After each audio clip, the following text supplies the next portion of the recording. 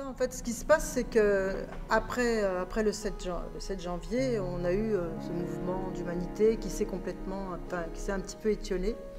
Et là, on a vu, pour certains, moi je ne l'ai pas vu, l'image de cet enfant. Et du coup, il y a une lueur d'espoir à nouveau, quoi. Les gens essayent de se mobiliser. On entend maintenant qu'il y a des gens qui se mobilisent pour offrir une chambre, pour offrir un appartement pour ces gens. Donc il y a quand même encore une lueur d'espoir. L'espoir, on l'a. On l'a là en ce moment. Malgré tout ce qu'on nous dit qu'il y a 55% des gens, de Français qui ne veulent pas qu'on ait des immigrés, etc. Il y a quand même une lueur d'espoir. Il y a quand même des gens qui veulent se mobiliser. Donc on l'a, cette humanité. Elle va sortir là. Ça peut pas s'éteindre. C'est pas possible. Ça va revenir. Donc c'est ça, pour moi, c'est ça l'espoir. Tant qu'ils arrivaient, alors je ne sais, enfin, les immigrés, moi je suis assez... ce sont des gens qui vivent dans des pays qu'ils aiment, où ils ont grandi, et on est attaché à son pays.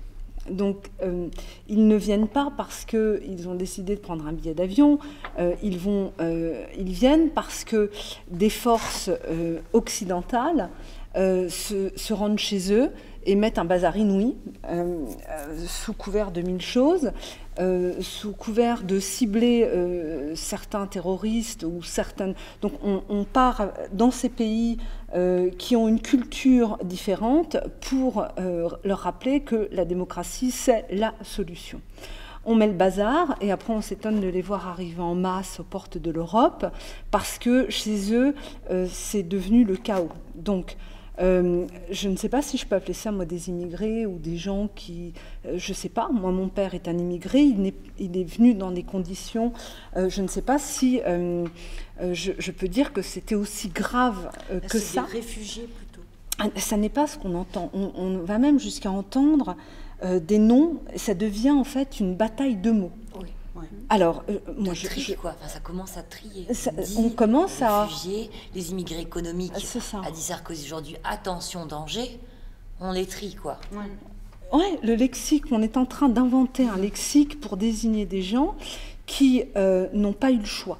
Parce que s'ils avaient eu le choix, ils seraient restés chez eux, dans leur terre natale, certainement là où ils ont grandi et ils ont eu leur famille et leurs ancêtres. Là où je relais ce que vient de dire Virginia, c'est que ça va trop vite, ça va très très très vite. C'est très très très très dangereux ce qui se joue avec la langue. Elle entre en nous malgré nous. On s'entend ne plus pouvoir avoir de mots pour nommer les choses. Il se trouve que quelques-uns rares, malgré tout, en trouvent quelques... Alors est-ce qu'on ne peut pas retrouver des énergies, des forces, des foi, des partages, en les remettant en jeu, ces mots? Ceux qui seraient à ce moment-là, qu'on se dira, ils pèsent, ils sont justes. Là, c'est justement dit. Le président dit ce qu'il veut. Il le dit comme il veut. Les médias le disent comme ils veulent. Les images n'arrêtent pas de tourner. On est libre de ne pas les regarder. Ou de les avoir vues, de détourner le regard. Ou de ce qu'on regarde en face, c'est pas ces images. C'est ce qu'il y a derrière ces images. Et sérieusement, si ce ne sont pas des mots, en tout cas, s'il n'y a pas un temps d'arrêt et de réflexion sur les mots qui vous semblent justes, qui vous semblent parler comme vous le ressentez, je ne sais pas sur quoi on peut prendre appui.